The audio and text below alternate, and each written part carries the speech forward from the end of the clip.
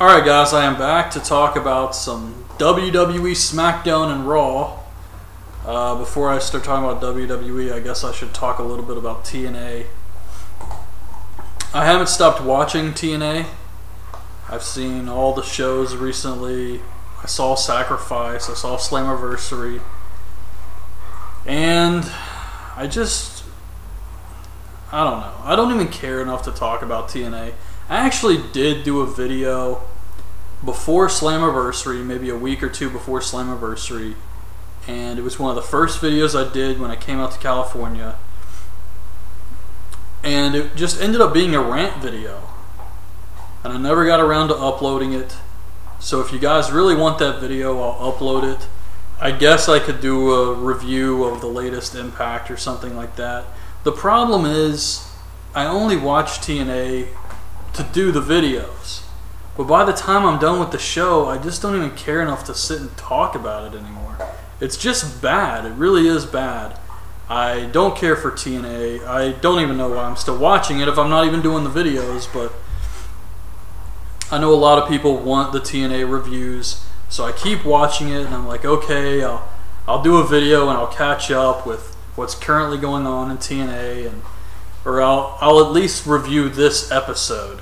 And then it's a bunch of stuff like Gunner going to visit Samuel Shaw in a mental institution, and they're playing Go Fish, and Samuel Shaw is guessing the cards without seeing them like he has psychic powers.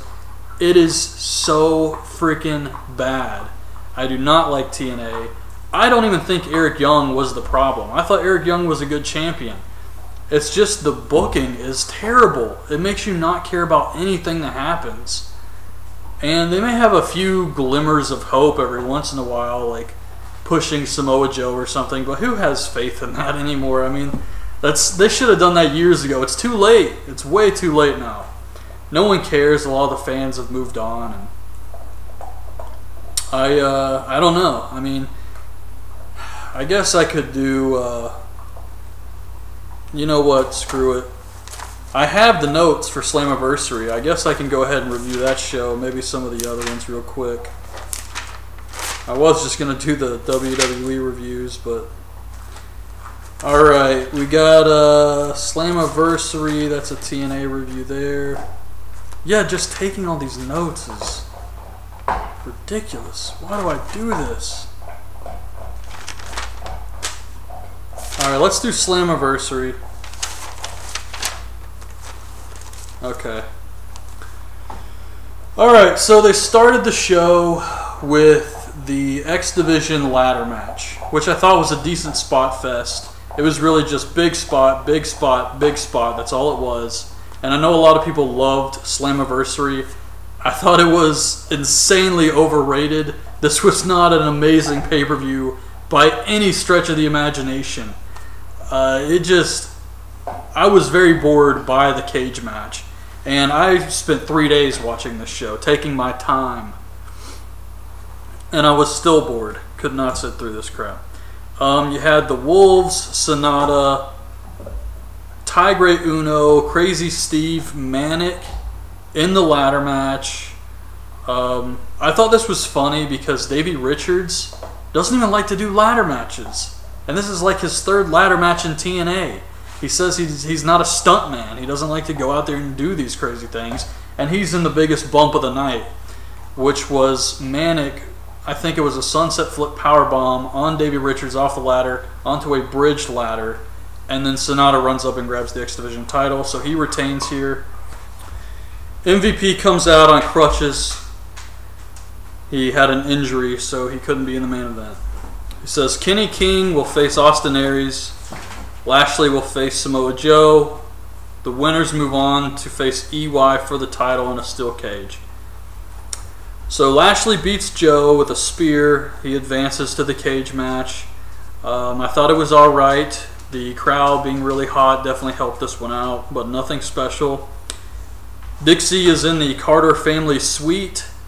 She says EC3 will show his vicious side tonight, and she talked to the board of directors about MVP. Then it's Magnus with Bram versus Willow with Abyss. I have no idea why this wasn't just a tag match. In fact, when they came out, I thought it was a tag match. And then it was just a singles match with Magnus versus Willow. Willow is so boring to me. His promos are ridiculously over the top. And not in a so bad it's good way, just in a this is terrible shit way. He's Jeff Hardy in a stupid mask. He wrestles in a t-shirt. I hate that.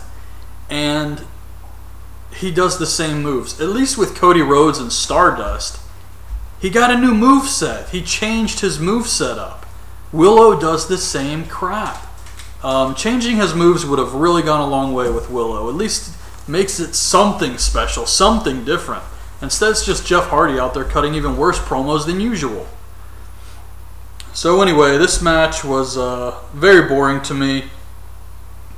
Bram pulls out the turnbuckle. Abyss pulls out Janice. They walk up the ramp. Then you have Magnus hitting a rock bottom on Willow for the win. Kurt Angle announces Team 3Ds going into the TNA Hall of Fame at Bound for Glory this year. Devon was there. I wasn't really too excited about this, especially since Devon was just in Scum. I mean, it's not like they retired or anything. They were still active wrestlers. And Devon came out with Bully Ray. He said that we're going to go down together in a blaze of glory.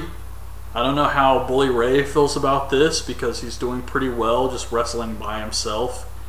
So I don't know if they're going to reform and do something with Team 3D again. Kenny King faces Austin Aries. There was a funny spot in this match where King throws Aries into the guardrail and it collapses on top of an old woman.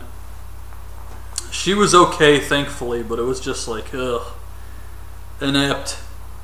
So Aries hits a brainbuster from the second rope for the win. He advances. I'm glad Aries went over here.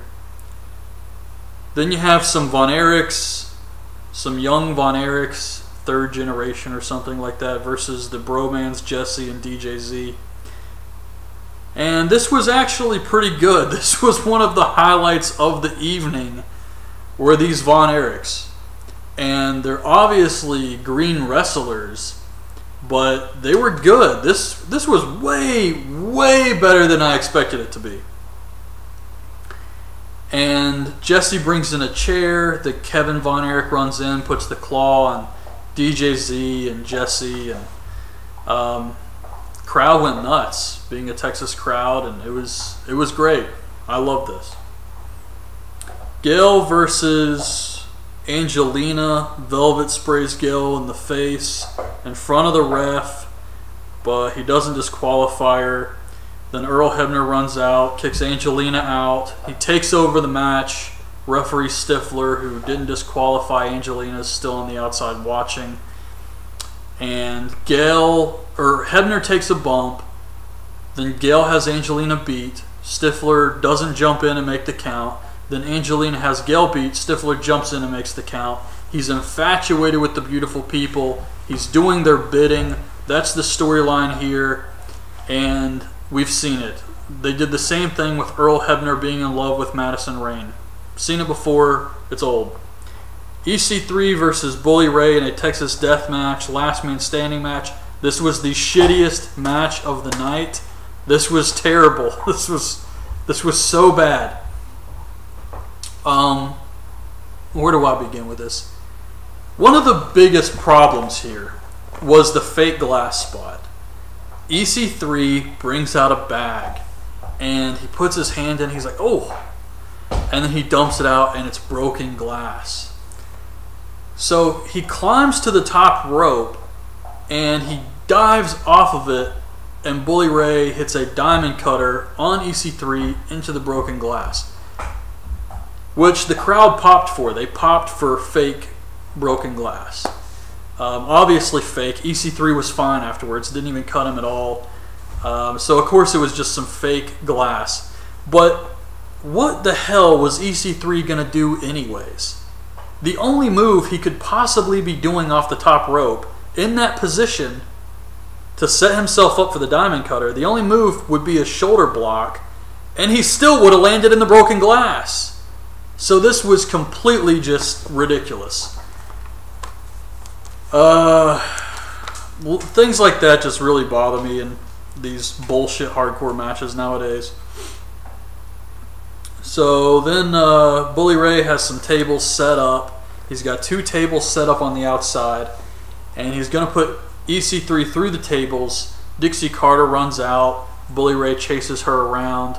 Then she runs into EC3 and she's knocked out, so he puts her on the tables, and he climbs on the apron because he's going to put Dixie through the table, and then EC3 hits Bully with a kendo stick, which Bully Ray no-sold earlier when Spud hit him, but now the kendo stick just completely knocks Bully Ray out. He falls off the apron, and he goes through the tables.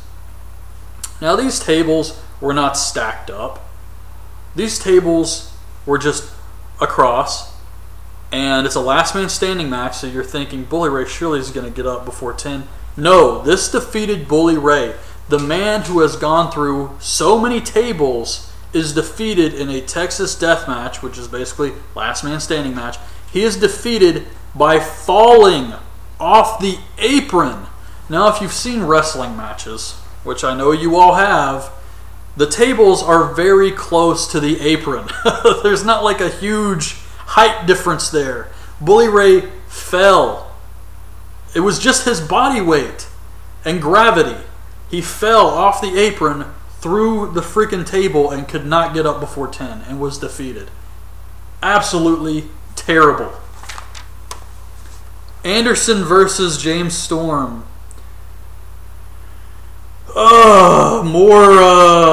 More interacting with the Dallas Cowboys who were sitting at ringside. They kept talking to these guys all night, trying to put these guys over. Oh, we got the Dallas Cowboys here. It happened the whole show. Storm spits beer at one of them, so he tries to jump the barricade. There's a big ruckus, and security's trying to hold the Dallas Cowboys back. I make it sound like there was a lot of Cowboys. There was like 5 guys. Then there was one of them jumps the barricade later anyways and grabs a beer bottle Storm was going to use on Anderson. Anderson hits the mic check, gets the win, blah, blah, blah. It was all very stupid. Actually, there was something entertaining I wrote down here. After this, it shows Taz and TNA, and there was a fan behind Taz wearing a James Storm shirt who was very angry. She was like, "What was that?" While Anderson is in the ring celebrating with the Dallas Cowboys. It was bad. Main event, Eric Young versus Austin Aries versus Bobby Lashley. EY lifts Aries and Lashley up, doing the John Cena spot where he gets them both up for a fireman's carry. That was cool. Then he hits a elbow drop off the top of the cage onto Lashley, and Lashley spears himself right out of the cage, so he doesn't get back in. Like, the finish of the match is Eric Young hitting the pile driver on Aries and getting the win, and it shows Lashley like pulling at the door. He speared himself out. There's enough space for him to fall out, but he can't just climb back into the freaking thing. That was Slammiversary. I know a lot of people, I guess, had their expectations set so low that this seemed like a good pay-per-view. It really wasn't. It was nothing special at all. Nothing to get excited about. So while I'm here, I guess I'll just do TNA from this week. Alright, had to go over these notes a little bit here. So MVP is talking about the board of directors. Eric Young has a match against Kenny King. Eric Young wins with a small package. Then MVP assaults the bell ringer. He says that Kenny King kicked out and all this crap. So he slaps the guy. Eric Young runs out with Joe and I think Austin Aries, and they start fighting with Lashley and Kenny King. No one touches MVP because he's legit injured. So then MVP is pissed off. He says tonight Eric Young is going to face Bobby Lashley. Everybody's kicked out of the building. At first I thought they'd kick the fans out too, kind of like they did with that Motor City Machine Guns Young Bucks match where it happened in an empty arena or something like that. But yeah, I don't know. I don't know how they do that. Anyways, it's supposed to be Eric Young versus Lashley. All the wrestlers and Jeremy Borash people are gone. So that's the main event tonight. He calls out Earl Hebner, fires him. It's the Wolves versus Austin Aries and Samoa Joe versus Willow and Abyss. Wolves win with the powerbomb backstabber on Willow.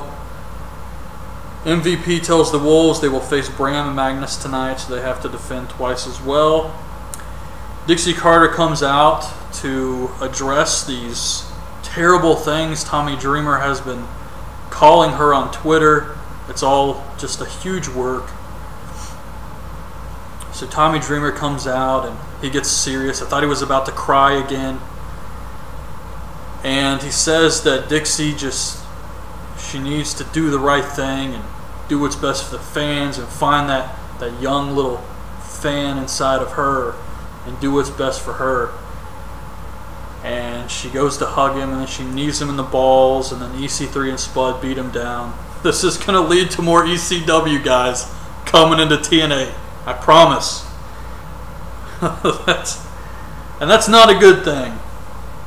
That is not a good thing. So, Wolves versus Bram and Magnus. Magnus throws a chair at Davey because they were paid by MVP to go out there and just hurt the Wolves. So they don't care that they got disqualified. Willow and Abyss run out to make the save. Backstage, Brian Hebner's crying about his dad. Taryn Terrell returns. Gail Kim's in the ring. She puts her over, talks about the one good match they had. You remember that one match they had that was good? Yeah, they're still talking about that. That's it. That's all they have to talk about. They had like one good match and now it's like this historic feud in TNA. Get the hell out of here with this shit, man. So the beautiful people come out. They make fun of them. They attack them. Gail Kim and Taryn Terrell fight them off. Kurt Angle shows up. MVP and his cronies tell him to leave. That was about it. Then they kick everyone out. It's Lashley versus Eric Young. Lashley beats Eric Young with a spear and some interference. New champion. And Bobby Roode runs out to save Eric Young from a beatdown. That was the end of the show. Bobby Roode is a face again. Lashley's the champion. The man who is so boring. Just the definition of bland is a picture of Bobby Lashley. He's the champion. Eric Young went out there, busted his ass to put on some good matches. I was fine with Eric Young as champion. They obviously got scared, wanted to shift to Bobby Lashley as champion. The original plan, I guess, was for Eric Young to defeat MVP, or I guess maybe MVP would win. Who knows? But they just wanted to get that damn title off of Eric Young at this point. That much is obvious. Also, in other news, TNA is going back to the six-sided ring. I wasn't really a huge fan of TNA back when they had the six-sided ring, so this really means nothing to me. I don't think it's going to change anything. Do you really think having the six-sided ring means TNA is going to start pushing the X Division? Because that's not going to happen. They'll push it for a little while because they have that Destination X pay-per-view coming up. Or I think it's one of those televised on Spike TV pay-per-views. But whatever, they'll start doing some X Division stuff for maybe a month at the most, and then they go right back to the status quo. So anyways, I hope you guys have enjoyed this. This was supposed to be a Raw review, so I guess I still have to do that. But yeah, leave your thoughts on this video in the comments, and thanks for watching.